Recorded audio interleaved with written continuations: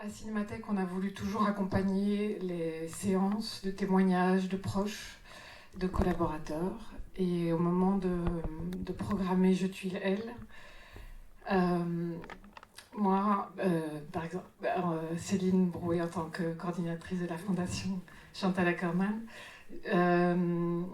j'ai voulu réfléchir à la question de la position de Chantal par rapport à Je tue elle, par rapport à son souhait que le film ne circule pas dans les circuits LGBTQI+.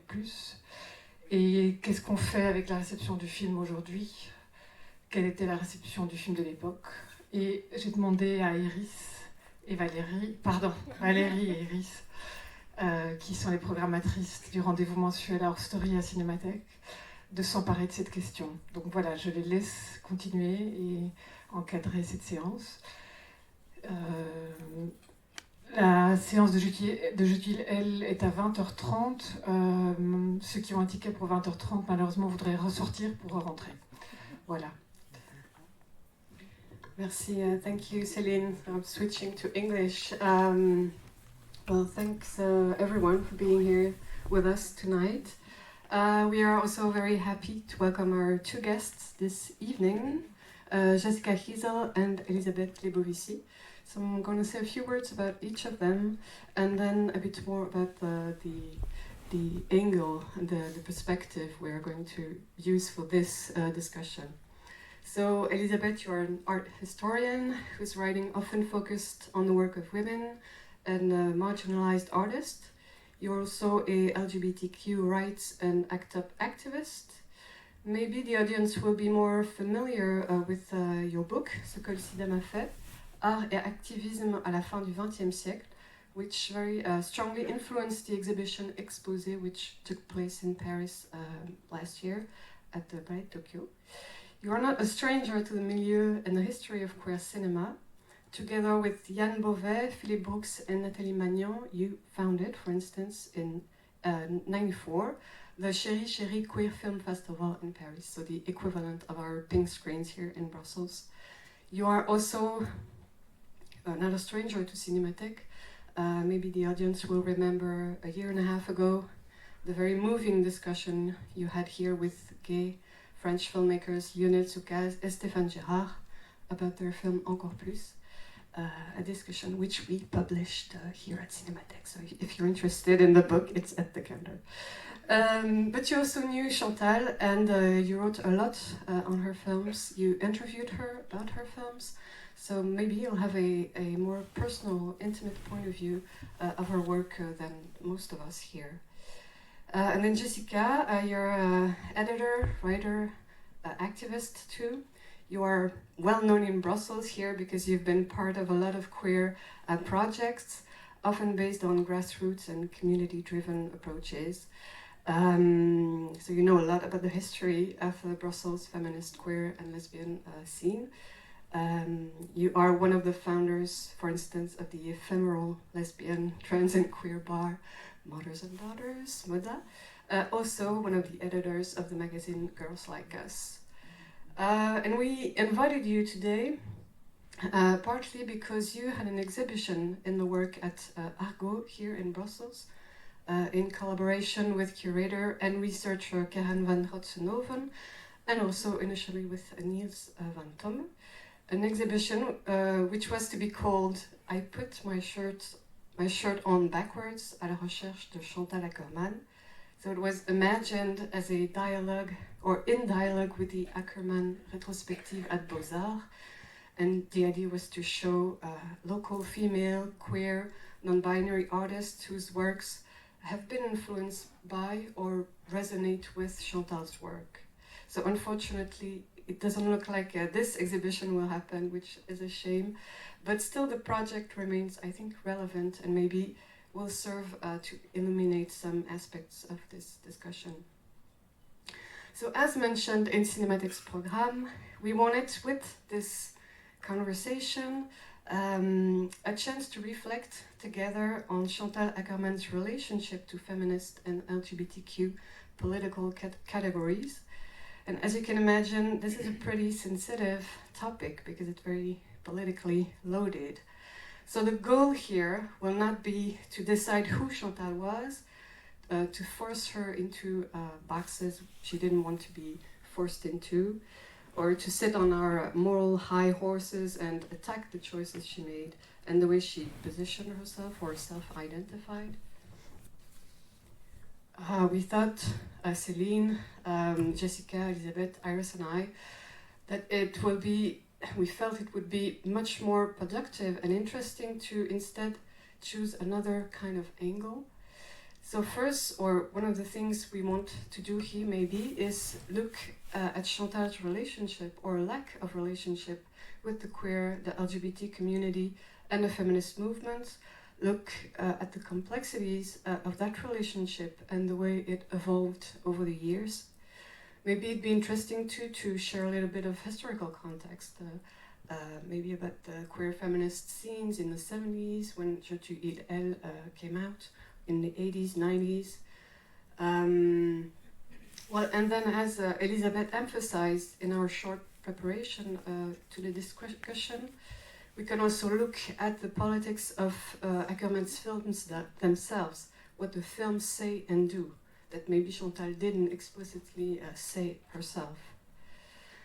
And then we wanted to explore not only Chantal's relationship to the queer and feminist communities, but also the relationship of these communities to Chantal's work. How queer audiences appropriated her work, which aspects of a film like Je suis elle resonated and still resonates today with queer audiences, how her films speak to us. And I say us because Jessica and Elisabeth mean for this discussion to be really open, collaborative, dynamic, and yes, dynamic may be the key word. So we'll have a dynamic mobile microphone for the audiences that can move through the audiences. So don't hesitate during the discussion. Maybe at one point you'll open the floor, or I don't know, anytime, I don't know, which you prefer. Well, don't hesitate to raise your hand. We can pass the microphone to share comments, ask questions, share your experiences with Chantal's films. You can do it in English, but also in French or in Netherlands if it's easier for you. There'll always be someone to translate. And then just before we start, this is the end of the introduction, I'm going to say that we are recording this conversation, no images, just the sound. But if you don't want your words to be used afterwards, just come and find us at the end, and we'll just make a note to strike them off the records. So now I'm giving the floor to Elisabeth and Jessica, and let you begin and give you the second microphone too.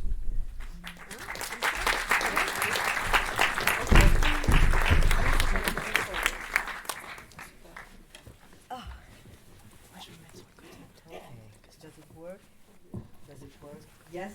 Yes. Ok. Combien de personnes ne parlent pas français, ne comprennent pas le français ici? Ça marche donc. Oui. Okay. So we're going to speak English. Is English better for everyone? Yes. Okay. So we're going to speak English. Okay. Okay. So, Jessica. First of all, I think we both wanted to say we were very happy and a bit surprised, we have to say, to be invited here to speak about such a topic. Definitely. Yeah. Yeah, I think working on the exhibition, as was mentioned in the introduction, I felt like we touched on a complicated topic, I guess, so I'm very happy that we can talk about it more with you. I want to stress, for me, I think my opinion is maybe not so important, so I think it would also be good to share with you, and also hear, especially from younger people, if you have ideas, or feel free to interact. Or Yes, because you know, I visited the exhibition this morning. I live in Paris, so I came here and I visited the exhibition, and I really felt it was an exhibition that was made for us, for you, an exhibition that is much more prospective, that addresses the now, instead of being a nostalgic, exhibition about an incredible, an incredible person and an incredible filmmaker. But many times events, exhibitions are much more like celebrations or commemorations, and go on the road of a bit of nostalgia. People recognize, oh yes, I remember. This one, I think, is not like that. I mean, it can be, but it's not like that. And suddenly it addresses, it puts the work of Chantal Akerman in a today, in a now. So what does it do now? And this is something we also want to interrogate in our intervention, I think. Yeah, and I feel like we're talking two exhibitions. So of course there's the Beaux-Arts exhibition, and then there was this sort of idea of doing something at Argos here in Brussels, which for the moment is cancelled for many reasons, mainly budget and changing of directors. But in preparation for the exhibition, we spent time in the archives of Chantal, and something that I really like about her is how she presents herself, and how her films are always very personal without claiming that per se. And something I found, well, I didn't find it, but someone I worked with found in the archives a description of Chantal that I think is really beautiful. And it says, Chantal Akerman, it's in French, I'm sorry, jeune femme née à Bruxelles et vivant à Paris, cinéaste, dirige un séminaire à l'Ansas, voyage beaucoup, a fait plusieurs séjours à New York, parents commerçants, célibataire, difficultés d'argent, vie libre, physique agréable. I thought it was a nice thing to open the conversation because I think it really... Yes, and it reminds me immediately of something, which is, in France, in the early 80s, one of the first lesbian French magazines that was distributed in the kiosk, in the public, in a newspaper, was a magazine called Lesbia. And the most important part of Lesbia was les petites annonces. So the personals, as you said. And it looks, you can hear it as a kind of personal. Huh? Why was it important? Because for a number of people, of women, of lesbians, who were isolated in, not in the big city, the only way to meet another person was through those personals, was through those announcements, those little announcements. So it was the most read, of course. It was the most read part of the newspapers, culture, forget about it. They really wanted to get in touch personally with someone, of course. There was no internet, there were no bars. I mean, where those women lived, there were no bars, there was no places, there was only the space of the newspapers in order to correspond and to have some kind of interaction and to meet someone. And so it's really interesting that Chantal is is actually writing like une petite annonce. Bon, première opération. Okay. Another thing that I found that I thought was funny and maybe also a bit recognizable is also coming from the archives, and I think it might even be in the exhibition where she talks about we're gonna jump to the movie, no? What? To Je te hide elle, that someone is asking her or saying that the sex scene which is in there is quite violent, and then Chantal responds and says, well, it's also in French, but I can translate love is violent, and there's too much of a tendency to represent the love between women, like Jeune fille en fleurs, the David Hamilton, which is this very soft, soft sexual, soft porn kind of movie. And I think, I think it's not. It's definitely like reading in preparation for this talk. I think there's a lot of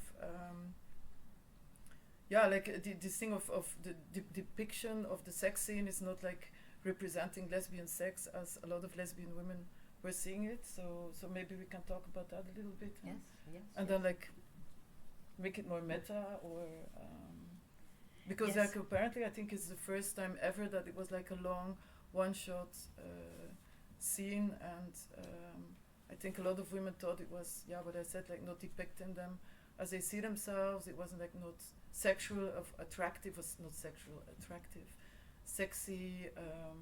It was maladroit, I think, not violent, I think. But No, it's not violence. It's something which is which is really, I think, coming from a reflection on representation and what does it mean to represent public, sex, which was a big discussion at the time, but I guess is still a big discussion. And what really strikes me in looking at Je suis elle is of course they're not having sex, but they're doing something which is like a choreography around that. And I think it's really interesting that, the choice of representation was absolutely wished and wanted and formalized as something that would not be, that would actually interest or implicate or imply indeed a female gaze, maybe a queer gaze, maybe a lesbian gaze, and we're immediately into something that you will find out in every of Chantal's films, but particularly in this one that you're going to be looking at tonight. It's in fact the whole discussion on the gaze, and the fact that suddenly it's not a Hollywoodian male gaze who is looking at a scene between two naked people. no, and I think also the real time Yes. is really amazing in it. Yes, it's very, in a way, people complain because it was very boring, when you read some of the critics of the time, there is on the internet you can find them, there is also the idea that, it's very boring to see those two women together. It's very interesting that, indeed, it totally changes the relationship to what we're seeing, and the relationship of who's seeing it, of course, because we know. Yeah, and I think like in the research we did for the exhibition, there is a work by the American artist Collier Shore. She's a photographer. She's my age. She's also a bit older, but she made a ballet based on Je suis elle, where she's playing Chantal Akerman, or the role of Chantal, and said it was very, very liberating at her age to perform and step out of her photography career and make this sort of performance that she filmed, where she's also doing a very long sequence where she's just like reenacting actually the scene of Je suis elle. So I think could be like a link to contemporary creators, or the influence of or the legacy of Chantal and her work on current queer Yes, artists. because it's true, the problem is not to know if Chantal or X or Y is queer or not. It's not the problem, The problem is to see what it does to us as queers. Oh, sorry.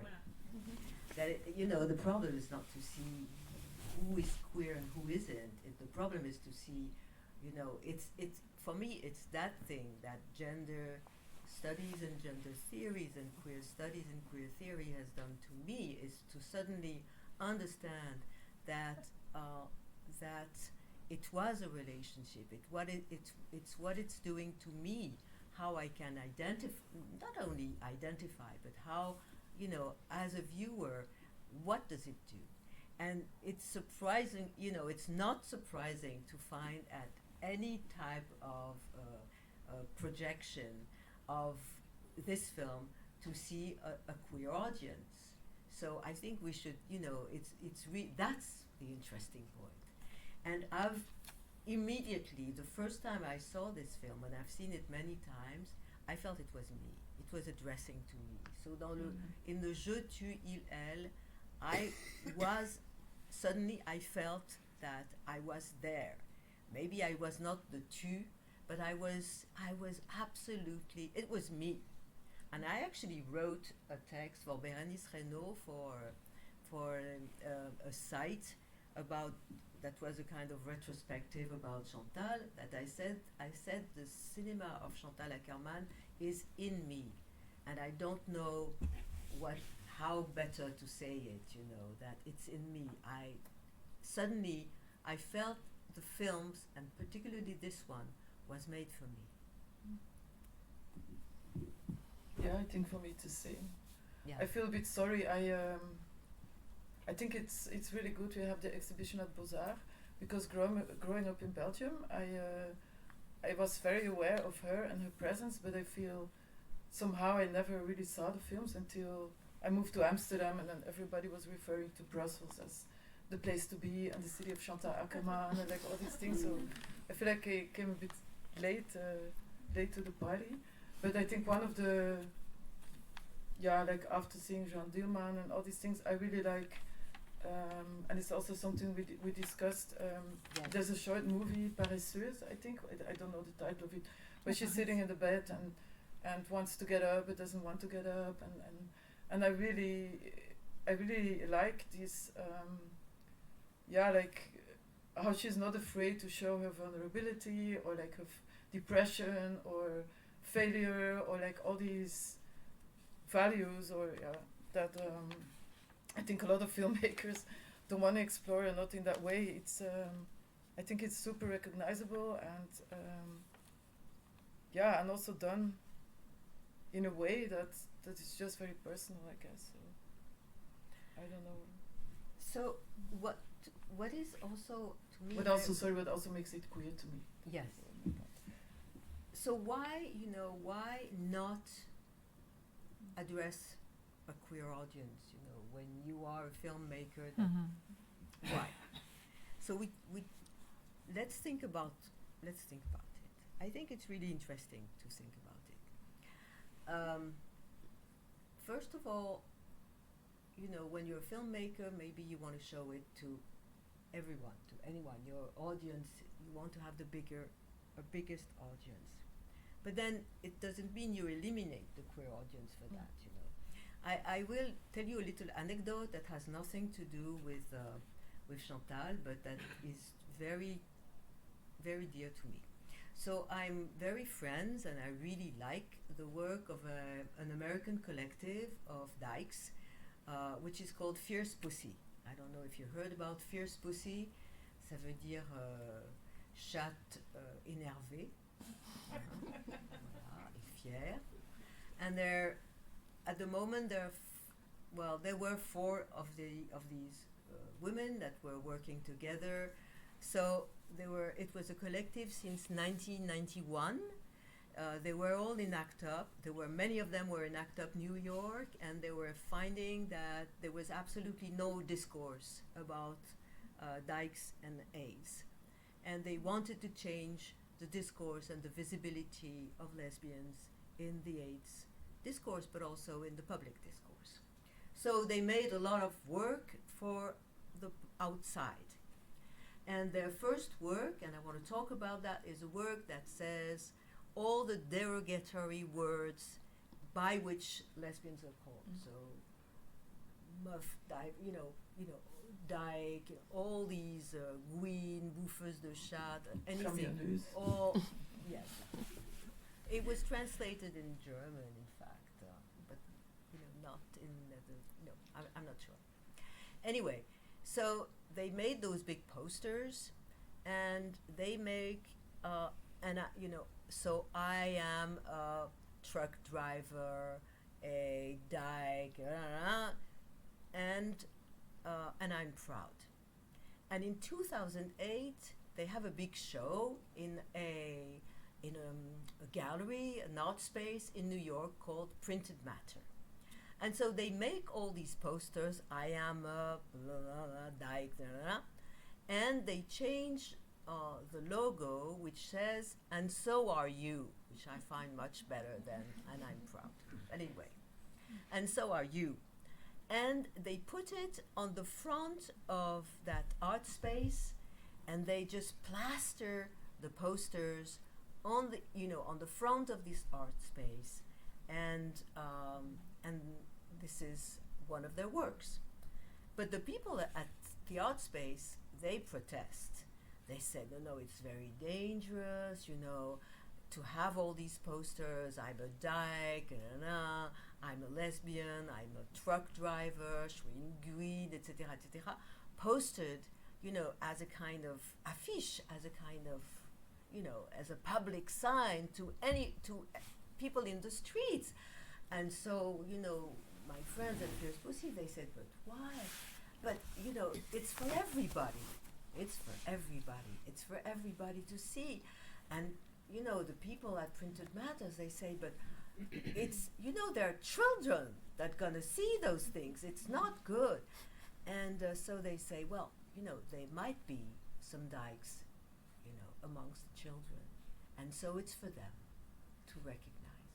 And I think it's exactly that, to forbid that, to say my films shouldn't be shown in an LGBTQA film festival. It doesn't mean that when you address everyone, you also address the dykes, the gays, the trans people that are in the public. That's, I think, the move that Chantal Akerman very well understood. You can show it in the festival, but you can also show it to everybody, and among the everybody, there are some people who will even more identify with what you're saying, with the gays, and maybe who don't know, and maybe who are going to be able, with this identification, to feel something, a strong connection.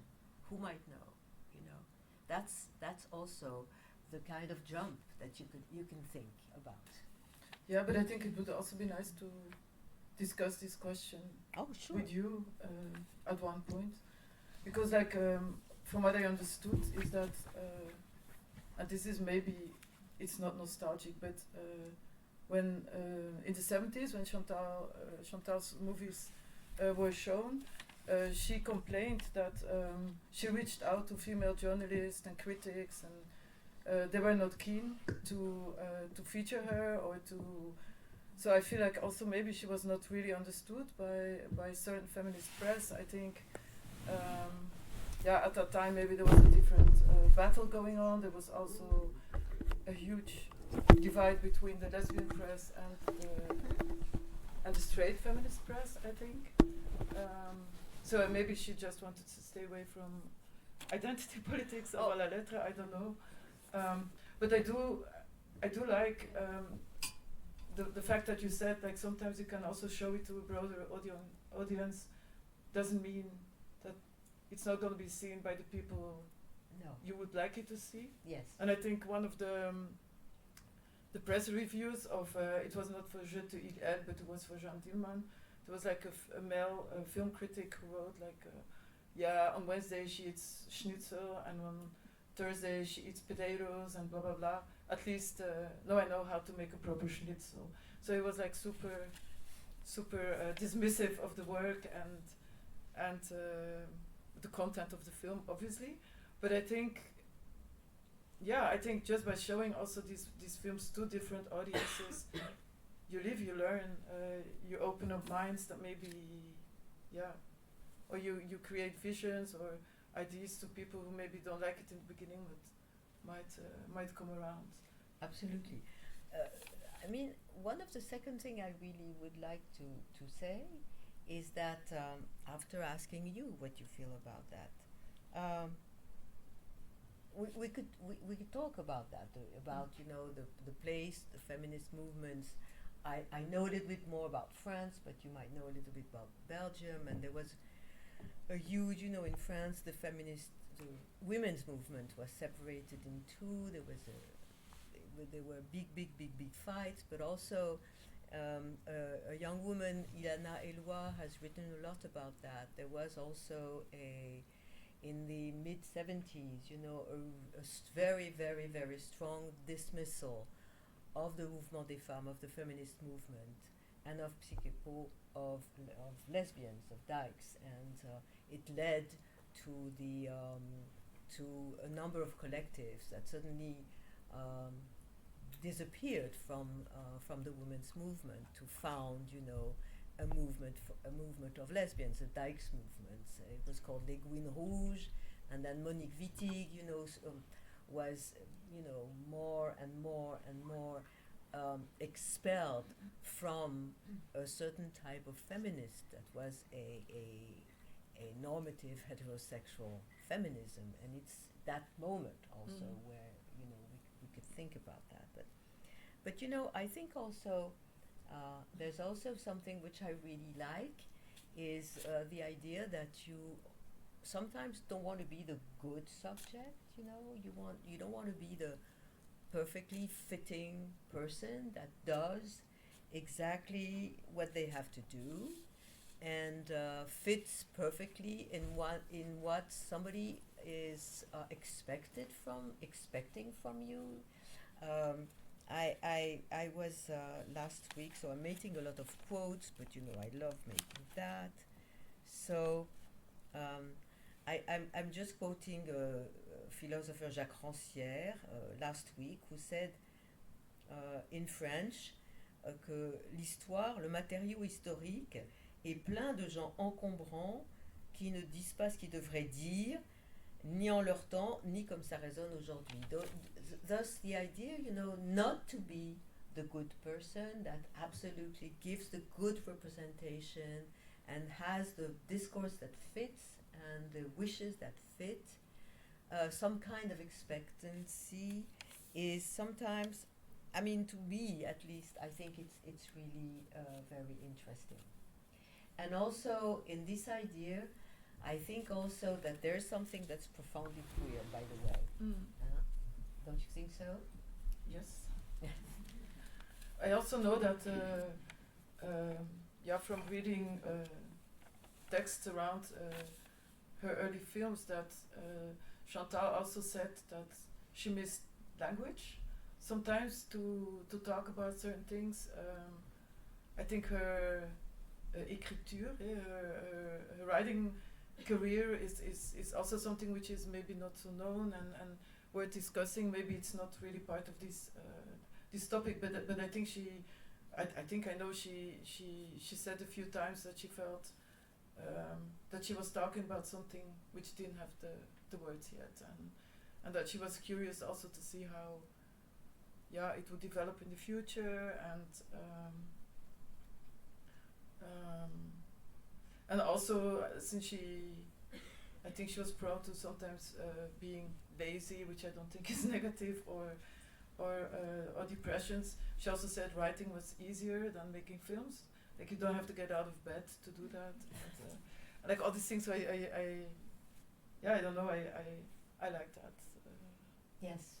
About her. And since then, there's been some interesting essays that actually try to think about, being lazy, not have, the non-success.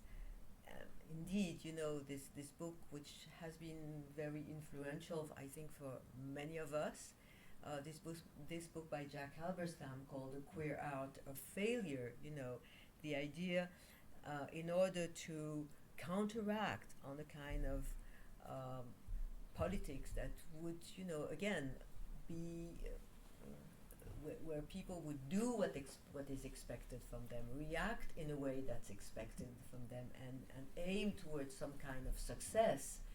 Opposed to that, the idea that maybe failure, maybe shadow, maybe silence is more interesting, is queerer, in fact. Halberstam makes some kind of references to the feminism of the shadow. And she references into these feminism of the shadows people like Monique Wittig, people like Valérie Solanas, who take the form not of a becoming, of a being, of a doing, but more obscure ways to do, more obscure way also to undo, a way to be non-coherent also, which I think we should take into now. If we're looking at it from a now, we should take into account. I think, is it also Jack Halberstam who talked about queer time? Yes. And queer temporalities, which is also something that we explored a bit for the exhibition. I don't know if you're familiar with the concept. I think it's quite a new concept. It's not new, it's around for like 15 years, but so the idea is as a queer person, you don't have like marriage and children and like a career, and it's not really going vertical, but you can have like parallel lives, and they can happen simultaneously. And I think like translating this to Chantal's life, I think she pretty much has had that kind of life. I was sometimes it's also be like not losing your innocence in a way. She always stayed a child in a way. I was going to say something on that as well. I forgot. About queer time? Yes. I forgot. No, well, it might come back. But I like that concept a lot. Yeah, like you also see it a lot with trans people. Like if you transition, you take hormones, then you have like puberty when you're in your 30s. Like you can just move between different timelines. So yeah, I don't know if maybe you read more about it. No. It's really, yes. Maybe you can find in the film you're going to. We're trying gently not to spoil the film for tonight, so it's a little bit complicated, and we try not to speak about the film itself, but try to to introduce to how we can actually look at it now, from your now. But you probably are now. Maybe you don't need us to do that, but there's also something which really has stricken you and me. It's also that title, and the fact that all these pronouns are used. And that also, you can actually link it to the film. You can actually talk about the film that you are going to see, so we don't want to spoil it. But we can also try to maybe just ask this question now. Again, this idea that suddenly the pronouns could play are very active in our reflection of today. Yeah, I think maybe it's also a moment to ask the public, no? Are there any questions? Because that was really the idea, like instead of talking between us the whole time, opening it up. Je voudrais comprendre où vous voulez en venir. Je comprends pas. Je vous comprends pas. Qu'est-ce que vous voulez analyser de Chantal? Ok, Je tue elle. Ça fait partie de sa série de films. C'est une histoire d'amour, que ce soit avec une femme ou avec un homme. C'était aussi avec un homme sur son chemin. Donc, elle n'était pas fixe sur ses tendances. Alors, aussi. Ce qu'on essaye de dire, justement, c'est qu'on ne veut pas penser la sexualité de Chantal, c'est pas notre problème. Non, c'est pour ça que je ne comprends pas trop. Parce que, alors, je crois que ce qu'on essaye de dire, c'est pourquoi est-ce qu'un public LGBTQI, un public non hétéronormé, pourquoi est-ce que ce film est une sorte d'obsession pour nous, le public? Voilà, c'est ça qui nous intéresse. Parce que quand on voit tout son trajet, c'était pas son obsession dans son œuvre. Non, mais c'est l'obsession du public. Du public, Voilà. ok. Mais je veux dire au public que c'était pas son obsession. C'est ce qu'on essaie. Oui, alors, justement, c'est ce qu'on essaye peut-être d'analyser en se demandant d'abord. Je vais parler français parce que pour moi c'est Ouais, plus pour moi facile. aussi. Excusez-moi.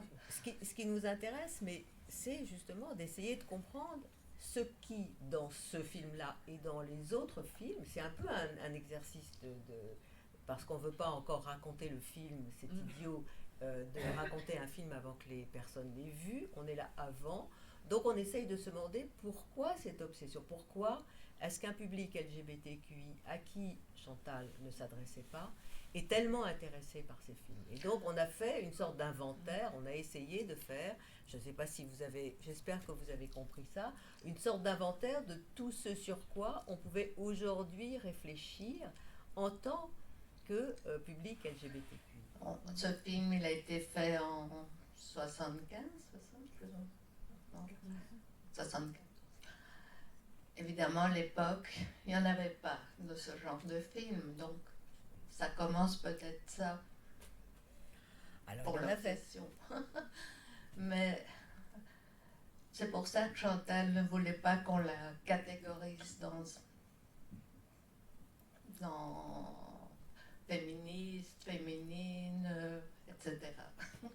Oui, mais elle en a quand même un peu parlé aussi. Je pense que là, we are 24, so it's what, it's 50 years. 45 ans.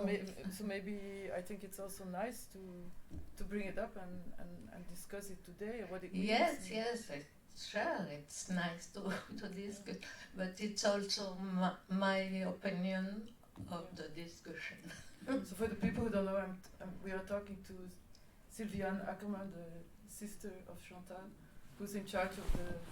Because I remember in my family, it was not a problem, the situation, the genre, what Chantal do with somebody. Is there a question?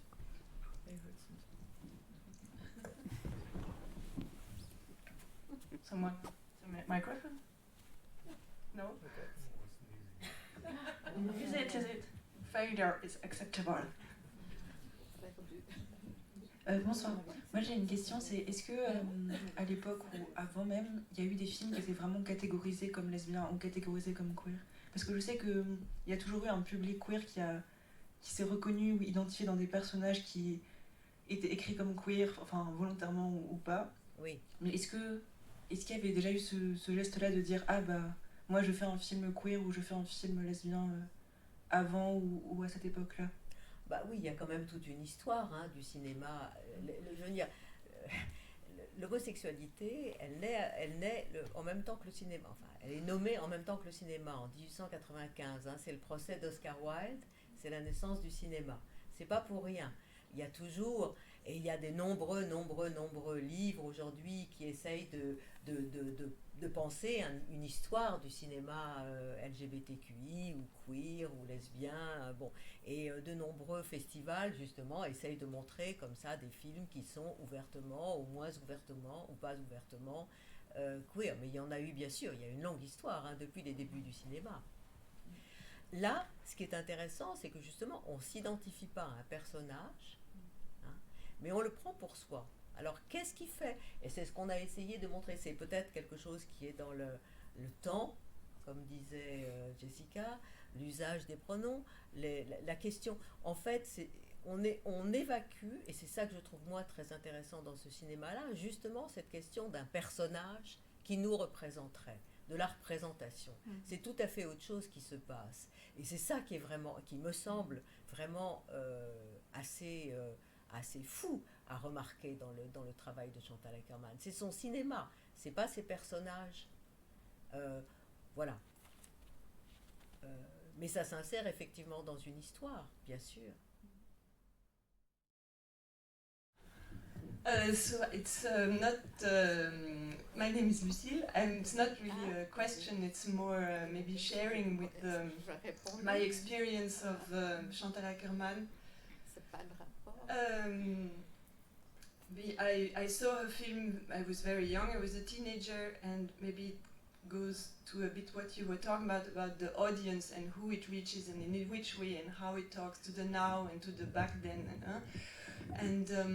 So to me, I had no idea of film. I wanted to make films, but I had no idea what it meant, and I came here to see as many films as possible, just to understand what it was about. I went to see the films of Chantal Akerman. I had no idea. I was watching everything, John Waters, everything, Oshima. Then Chantal Akerman was in the pile, and I saw them all. And I think what we didn't really say yet is in the French word is irrévérence. It's I don't know how you say it. It's this way of I just do it, irreverence, and this goes to the DIY, and then the fact that imperfection it's just not even. It's not even. It's just do it. Look, and Je tu, il, elle was really not Je tu, il, elle. Saute ma ville was for me really like I thought, oh okay, yes, let's. So this is also why it's. And I think when you see these films now, for a young person who wants to make films, I mean, it is completely liberating. Mm-hmm. Still now, I think this is the strength of showing them and of the exhibition, which is now in Beaux-Arts. So, voilà, that was just what I wanted to say. Thank you. Thank you. Thank you. Yes, I wanted to come back to the question as to whether those Chantal Akerman films should be shown in queer film festival or lesbian or feminist film festival or not.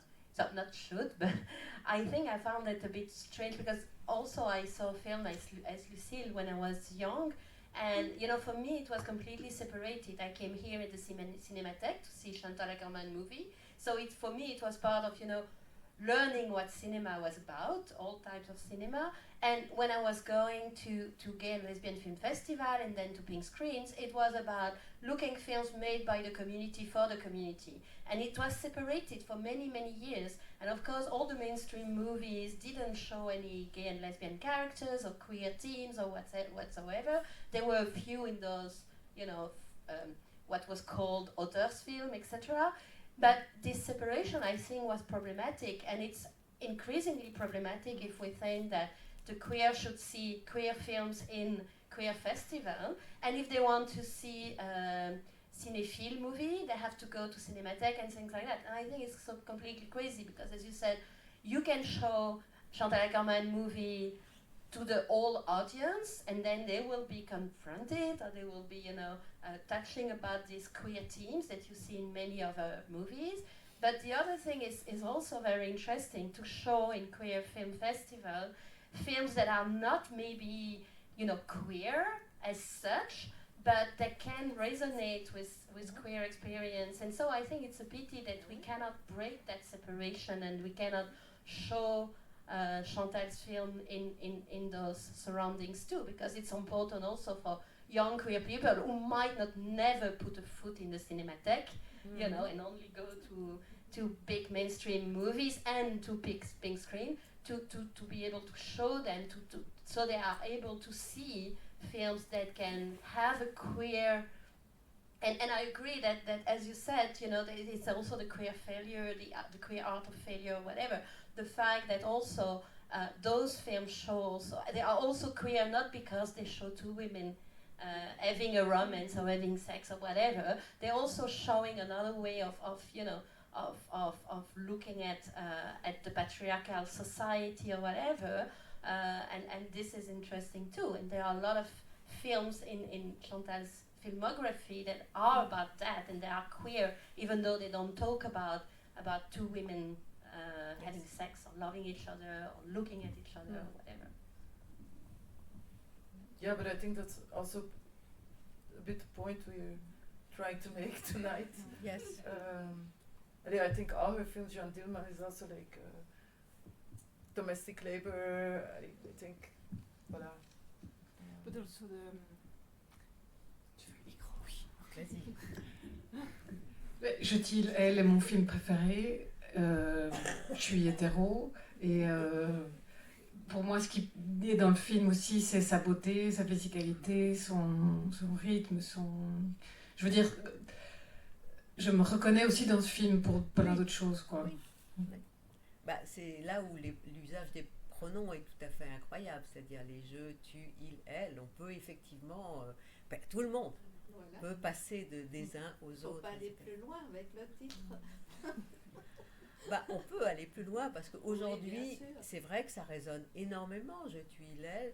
Ça, c'est Jessica qui le disait l'autre jour. C'est quand même extraordinaire d'avoir pensé un titre avec des pronoms comme ça, avec le fait qu'on peut passer de l'un à l'autre et que tout d'un coup, on est finalement embarqué dans une aventure qui touche des problématiques que finalement on touche aussi dans le monde, enfin tout le temps. Quels sont vos pronoms, comment, etc. Et tout d'un coup, là, ce qui est intéressant de voir peut-être, et ce que je trouve très réussi dans l'exposition et dans le fait que vous soyez là ce soir, c'est ces résonances avec des questions qui nous touchent aujourd'hui, quoi. Et c'est ça que je trouve magnifique dans Je tu il elle, c'est comment ça résonne. Alors, moi, j'avais jamais pensé à cette histoire de pronoms. Pour moi, c'était justement ce jeu très intéressant de je, au tu, au il, au elle que le film faisait. Je le collais dans le film et je me disais, c'est extraordinaire d'avoir pensé cette interprétation du film qui est si simple, finalement, une histoire de pronoms, qui est si compliquée aussi. Mais tout d'un coup, que ça colle tellement avec nos actualités, nos questionnements sur nos pronoms, toutes ces questions qui se posent d'ailleurs avec le nous, avec le vous aussi, etc. Je trouve ça tout à fait incroyable et tout à fait pertinent.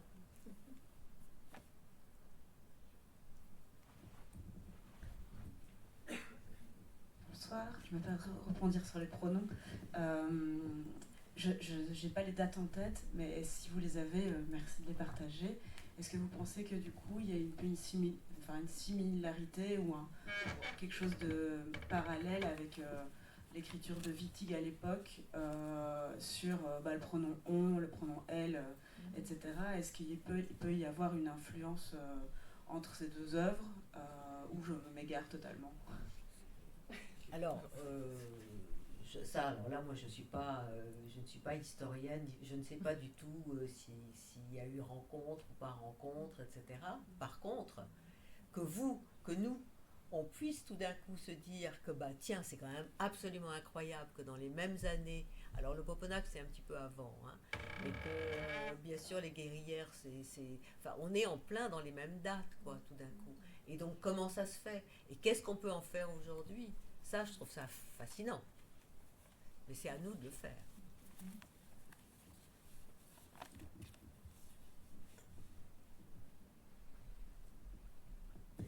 Ça veut dire, je pense que dans ces années-là, toutes ces questions-là sont touchées aussi. Il y a des certitudes qui sont complètement ébranlées quant à l'identité, finalement. Hello. I'd like to ask what makes a queer movie? What makes a movie queer? I think this is kind of like a discussion that I've heard a few times. It's like if like two women having sex in a movie makes a movie queer, then lesbian porn is the biggest queer genre that exists. You know, like at the same time, like there's a lot of movies that use queer code to tell stories that lately are read as like friendship stories, when it's clearly a queer story that is made by a heterosexual person. So I don't know, is this movie queer? What is a queer movie? Is my question. It's a very relevant question. We talked about it before as the editor of I'm one of the editors of Girls Like Us, which is a queer feminist publication. We go through all the same things. What is a queer movie? What is a queer magazine? Is it like for queer people? Is it written by queer people? Is it talking about queer topics?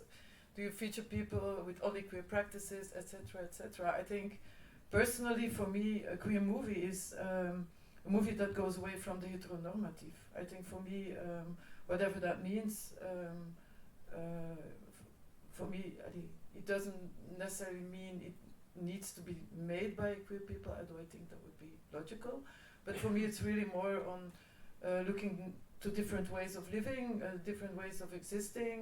And again, as I said in the beginning, the way Chantal started to make her movies in her own way, this whole DIY for me, it's super queer. So even it's totally beyond the topics of the movie. I mean, this as well, but I think just the whole way of making films as a filmmaker, how you reflect society via a very personal lens, I guess. Also, the fact that all her films are a bit low is also because the camera is on her height, like all these things. For me, that makes it all. Voila. I don't know if it answers your question, but yeah. And I also don't know about the festivals. I don't. Yeah, like my experience is that for certain films, it's important to have a safe environment to watch them, which like requires a certain setting, I guess. Yeah, but that doesn't mean they can't be shown somewhere else. But I think a sense of belonging, a sense of community, a sense of sharing, feeling safe enough to discuss certain topics, I think that's important also. Like, so I think it goes both ways.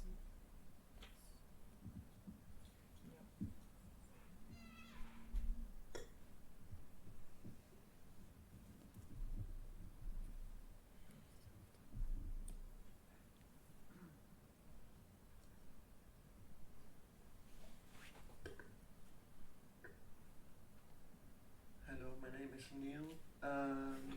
One little question then.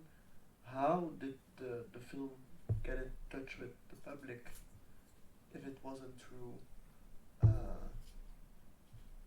queer film festivals? I think it played in pretty mainstream cinemas. Yeah? Like, I think Fondation knows better than me, but right? No, it played in theaters. Okay. Curated then by. No. I mean, films are made for cinemas. There was once upon a time there were places that were called cinemas. But my films aren't playing in cinemas, and I'm also making. So. Mais il a une distribution en France. Just curious, how did the film get? It was distributed in movie theaters. Ah, okay. That was pretty much, the fate of a number of films, in the 70s. In These the kind 70s. of films had distributions Yes. in the 70s. These kind of films don't have so much distribution now. I mean, this is also maybe what you... Yeah, so I don't know if you heard it, like in the 70s, these films went easier in a bigger circuit, where today it would be impossible almost. Ulrike Oettinger. Yeah, Ulrike Oettinger, yes. In the big cinemas or... View films, the way we are acquainted to cinema is very, very different now to the relationship we had to cinema in the 70s. In the 70s, you would go to. It was very cheap to go to the cinema. It was really cheap. In Paris, there were a number of cinemas that you would pay less than €1 to go and see films in a theater. And you would go and see a lot of films. You didn't need the museum, you didn't need the festival, you didn't need you could go. It was quite easy. It was the most public leisure. It was a shared leisure for everyone. It was not to study. You didn't go there to look at films and to study films. You were there as a kind. It was the most shared leisure everywhere, and particularly in Europe.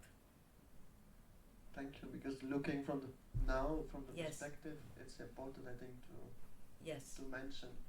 And it's true also that Chantal Akerman complained a lot, when she was alive, of the situation of her films when they were distributed. That now you know, the movie theaters would keep them for a very, very, very short time, and in order to be showed, it had to compete with other films. It was really a horrible situation, and she really, what is really also interesting, and I think in her writings you might find a lot of those, you know, is that she was also always reflecting on the economical situation of a filmmaker, and and through time, when you read her writings, you understand that this situation has changed drastically.